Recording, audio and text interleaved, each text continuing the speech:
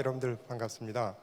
3D 프린팅에 관해서 전문적으로 들어가기 전에 우리나라 제조 산업 전반에 걸친 그 현황하고 뿌리 산업의 지금 변화되는 모습, 그리고 스마트 제조 혁신에 대한 방향에 대해서 말씀이 좀 필요하다는 얘기를 듣고 제가 한 30분 정도 내용을 준비를 했습니다.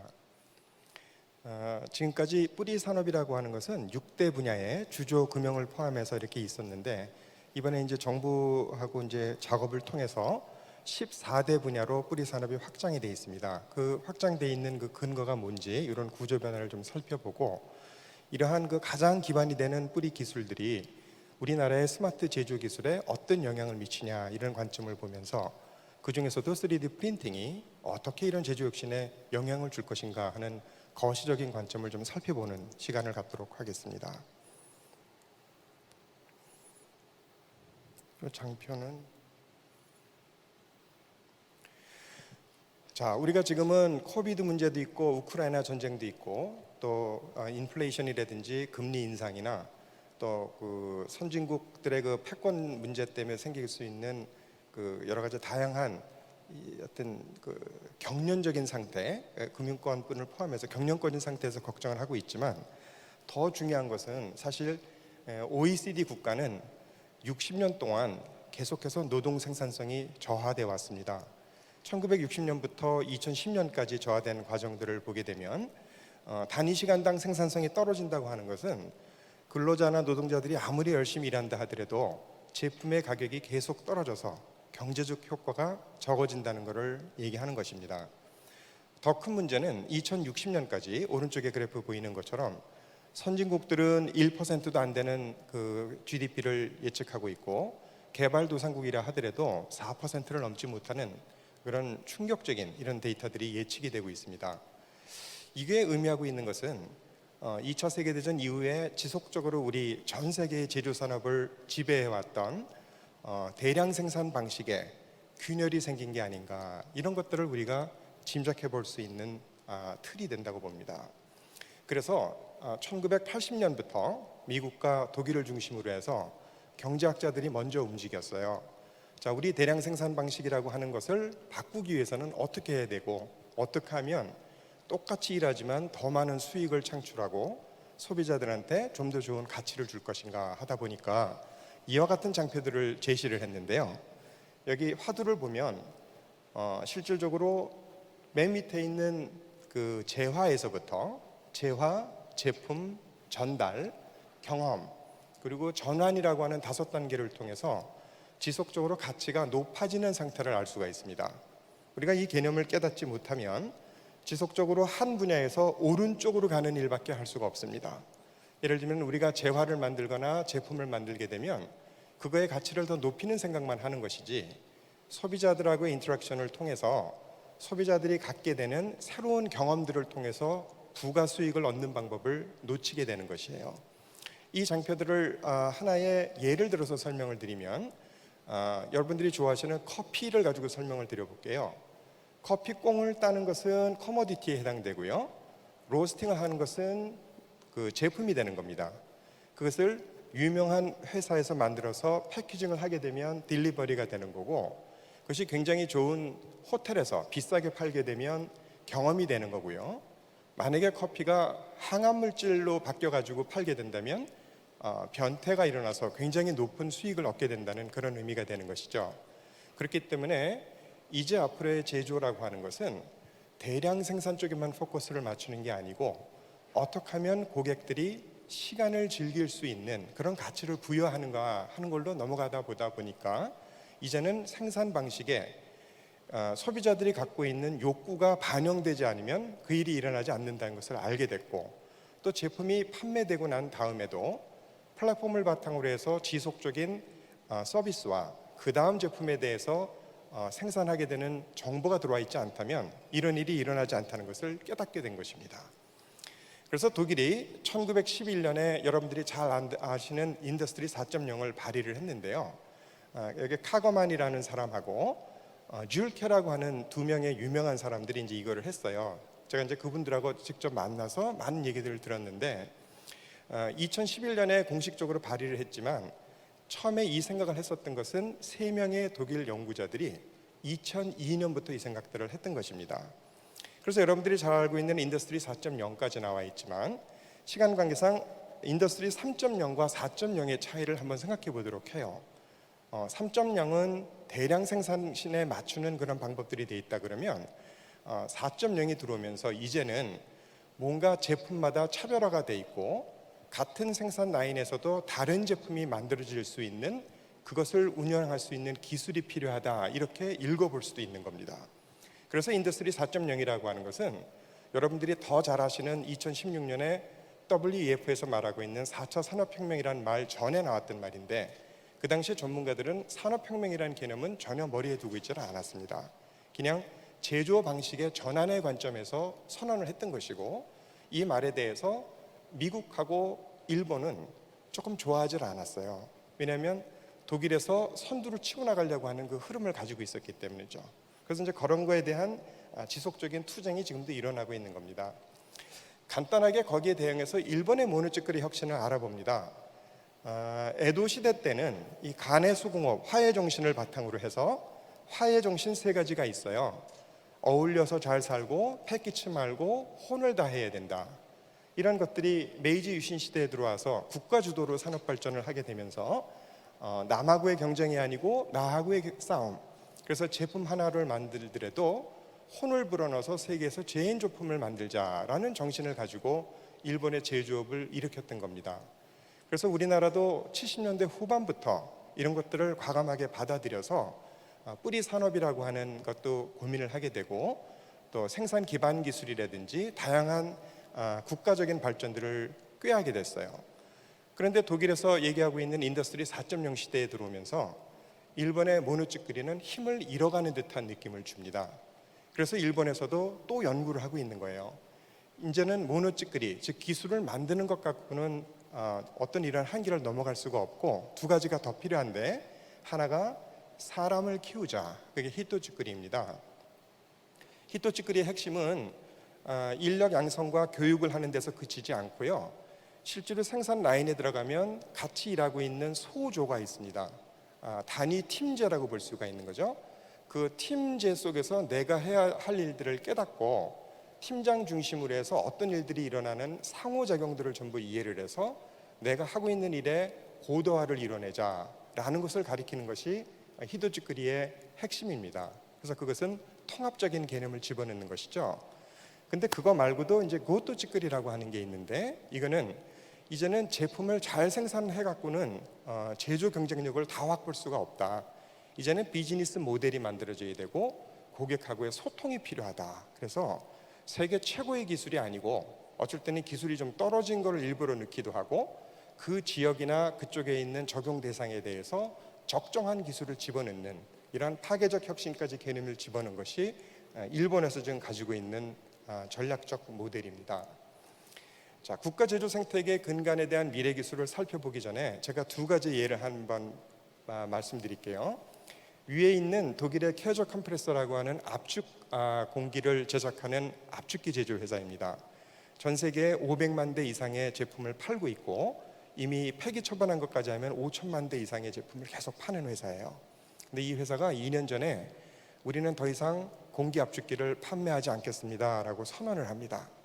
그 이유는 왜 그러냐면, 이제부터는 공기 압축기는 무료로 나눠드립니다.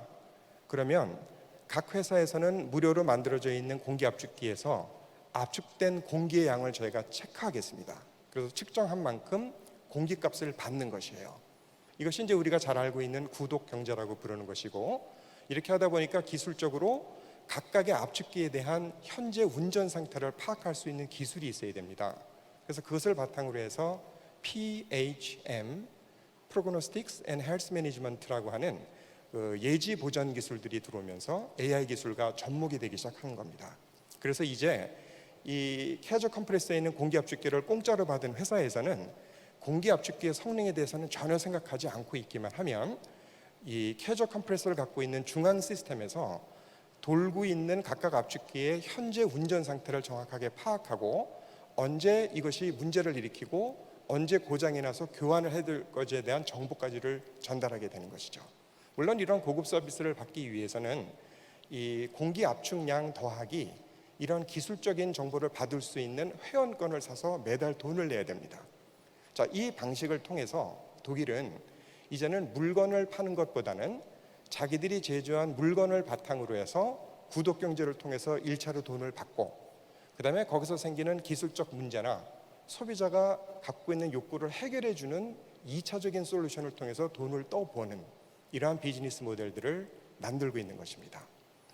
자, 밑에 보이는 일본의 예를 보이면 일본에는 소사이티 5.0이라는 단어를 씁니다. 여러분 이상하지 않으세요? 왜 인더스트리 4.0인데 소사이티 5.0일까요? 기가 죽기 싫은 겁니다. 누가 인더스트리 4.0이란 말을 함부로 만들어서 전 세계를 호령하려 그래? 우리는 공감하지 않아. 우리는 이미 그거 다 했고 우리는 소사이티 5.0이야. 이렇게 나올 수 있는 거죠. 우리도 좀 더 남들이 말하는 것을 잘 이해할 필요는 있지만 무작정적으로 그것을 실어 나르기보다는 다시 우리 것을 곱씹어서 어떻게 대응하는 것이 좋은가 하는 것을 고민할 필요는 있을 겁니다. 어쨌든 일본의 도요타 모노츠쿠리 기술을 통해서 이 사람들은 커넥티드 인더스트리라 그래서 현장을 연결하는 그런 기술들을 지향하고, 지금까지 있는 산업 협동 로봇, 산업 로봇과 협동 로봇은 다른데요. 산업 로봇이라고 하는 것은 프로그램되어 있는 로봇이고 협동 로봇은 러닝이 가능한 로봇입니다. 그래서 그 작업자랑 같이 일을 할 때 사고를 미연에 방지할 수 있도록 내가 나의 행동을 제어할 수 있는 기능이 있으면은 그것을 협동 로봇이라고 부르죠. 그래서 이런 것들을 도요타 모노츠쿠리 기술과 미쯔비시의 E-팩토리 솔루션 같은 것을 앞으로 내세워 가지고 독일에 대항해서 일본만의 기술들을 전파하려고 노력을 하고 있습니다. 여기서 우리가 좀 생각해 봐야 될 게 있어요. 한국에는 모두 14만 개의 중소제조기업이 있는데요. 뿌리 산업은 그 중에서 3만 8천 개 정도 현재 있습니다. 그런데 많은 사람들이 생각할 때 뿌리 산업은 영세한 기술력이 떨어져 있는 기업들이 어떤 산업적인 활동을 하는 거, 이렇게 지금 많이 이해가 되고 있는데, 사실 산업적인 측면은 그게 맞을 수도 있어요. 그러나 기술적인 측면에서는 우리가 이제는 바꿔야 할 때가 왔다, 이런 것입니다. 다시 말해서 뿌리 기술이라고 하는 것은 중소기업이 전용으로 쓰는 기술이 아니고 전주기 생태계에서 대기업을 포함해서 모든 기업들이 기술을 이용해서 연결될 수 있는, 연결돼서 가치를 창출할 수 있는 이 만드는 기술들을 뿌리 기술로 바꿔줘야 된다, 이러한 화두가 생기게 된 겁니다. 그래서 현재 있는 6대 기술만 가지고는 그 일을 할 수가 없기 때문에 몇 년간의 연구를 통해서 정부와 같이 14대 뿌리 기술로 확장을 하게 된 것입니다. 한국 뿌리 기술도 이제는 좀 더 떨어지고 옛날에 낙후한 기술을 갖고 있는 그런 기술이 아니고 미래의 제조 생태계를 전환할 수 있는 스마트 기술의 요소 기술로서 다시 재정의하고 우리가 발전시켜야 될 임무가 있다, 그렇게 생각할 수가 있어요. 이거는 제가 20년 전에 만든 장표입니다. 뿌리 기술을 만들었을 때 이 자동차 그림인데요. 자동차에는 대략 한 2만 5천 개에서 3만 3천 개 정도의 부품이 들어가거든요. 근데 그 중에서 왼쪽부터 보시면 여러분들이 잘 모르거나 관심이 없는 주조, 금형, 열처리, 용접, 표면 처리, 소성 가공, 이 6대 기술을 뿌리 기술로 만들어서 소개를 했었어요.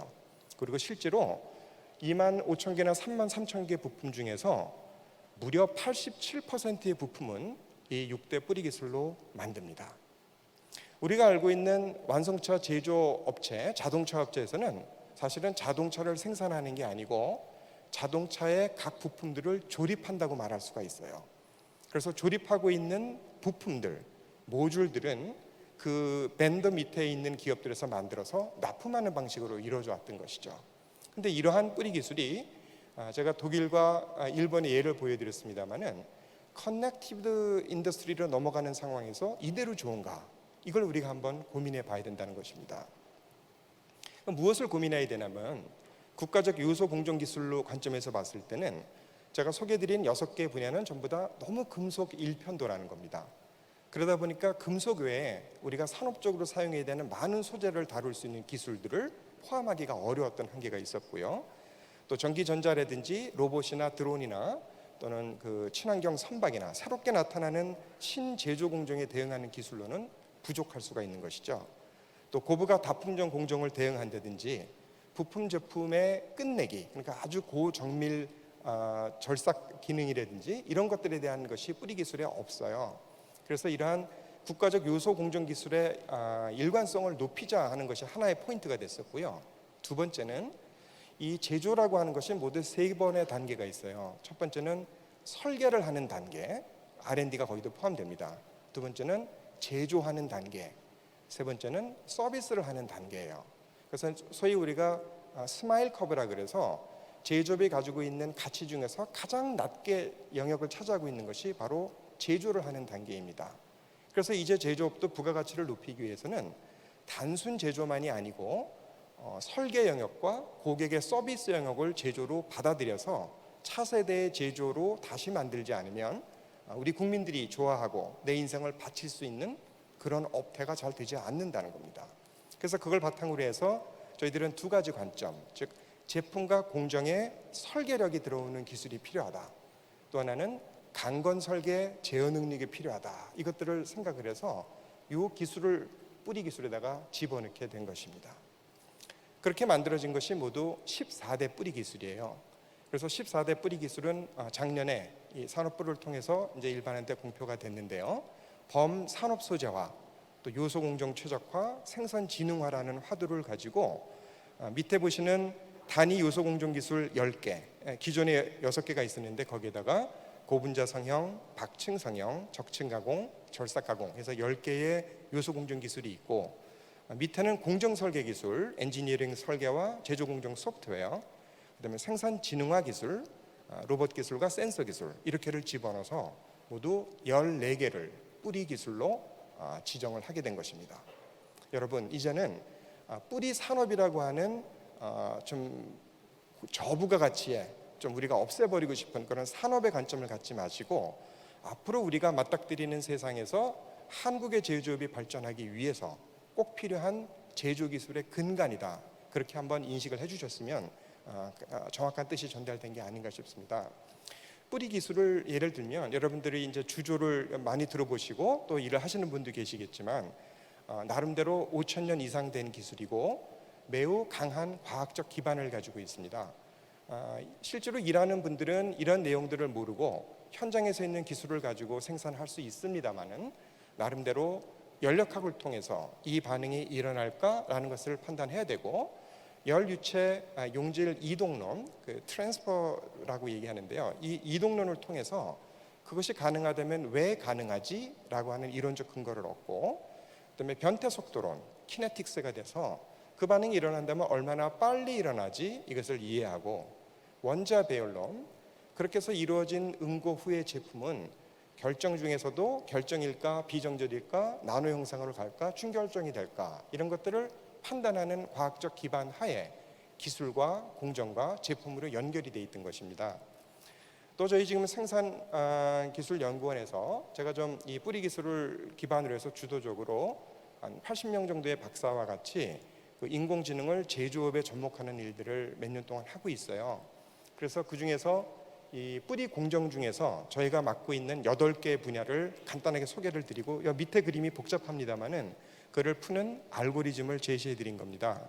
관심 있는 분들은 연결해 주시면 딥하게 연결해 드리겠는데, 제목만 좀 읊어드리면 뿌리 기술은 다변수의 공정 제어를 해야 돼요.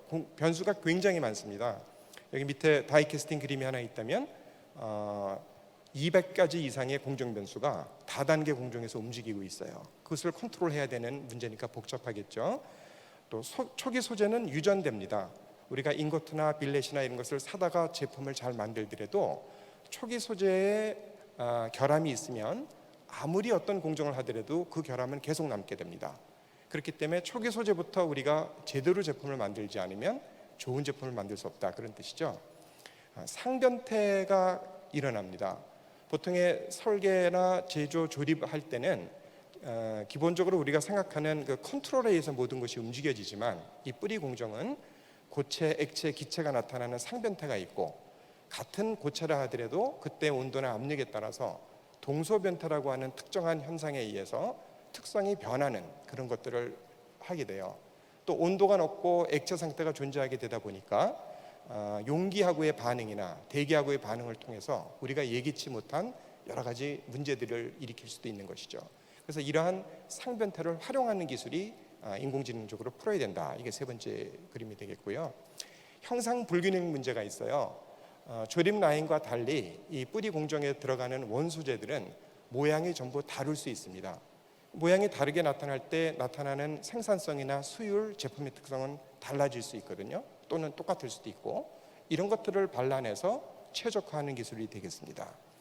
또 암묵지 기술의 체계화라 그래서요, 뿌리 기술은 사람이 일을 하는 공정들이 들어가져 있습니다.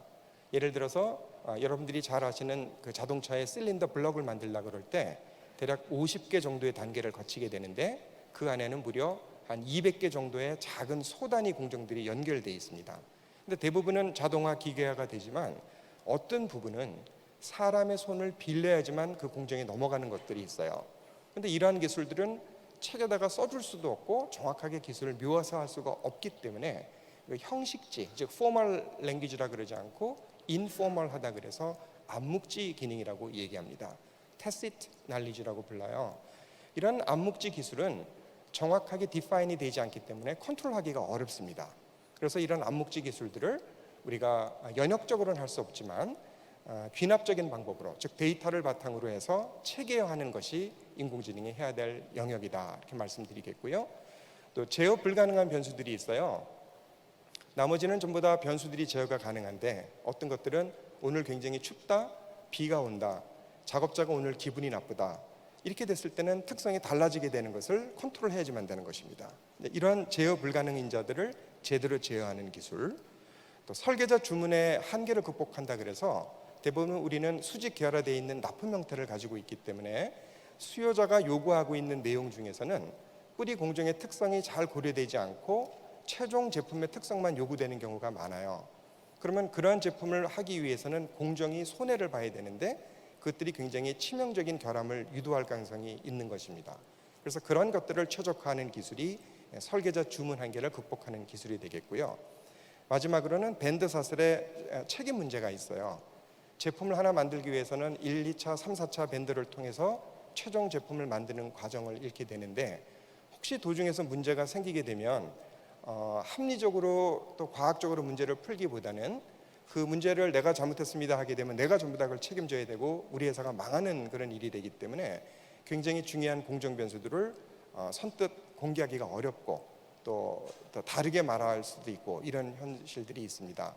그래서 이렇게 제한된 환경 내에서의 공정 변수와 최종 또는 중간 제품의 특성 관계를 이해해서 조금 정확하지 않은 데이터가 있다 하더라도 그것을 정확한 결과로 뽑아낼 수 있는 이런 분야의 인공지능 기술도 필요한 것이죠. 그래서 이게 8개 AI 기반 뿌리 기술들을 소개를 드렸고요. 그래서 지금까지의 이 제조업이라고 하는 것은 제품을 만들어서 소비자한테 전달을 했다면, 이제는 소비자가 요구하고 있는 가치를 제공하는 그 모든 활동으로 영역이 넓어져야 된다, 이렇게 말씀드릴 수 있고, 그렇게 하기 위해서는 설계 단계에서 꼭 소비자들이 갖고 있는 요구가 반영돼야 되겠고, 제품이 만들어지기 전에도 길거리에서라도 소비자들의 중간 반응을 확인을 해야 되고, 또 만들어지고 난 다음에 제품을 어떻게 쓰고 계신가도 확인을 하고, 그래서 그 실시간으로 그것을 도움을 주든지 아니면 그 다음 버전에는 그 문제점이 해결이 되든지, 이제 이런 노력들이 필요하게 될 겁니다. 그래서 맨 밑에 보시면은 이제는 공정 설계, 즉 무형적 가치하고 또 유형적 가치인 요소 공정 기술들이 잘 결합이 돼서 공정이 진흥화되고, 이걸 바탕으로서 제품의 가치를 극대화하는 기술로 확대되는 그런 과정에 있다, 이렇게 보실 수가 있습니다. 자, 이제 3장의 장표를 보내드립니다. 거의 끝으로 들어와 있는데요. 여러분들이 잘 알고 있는 대량 생산 방식입니다. 매스 프로덕션이죠. 예를 들어서 자동차가 한 20 정도의 단계를 거쳐서 자동차가 만들어진다고 한번 생각을 해보시죠.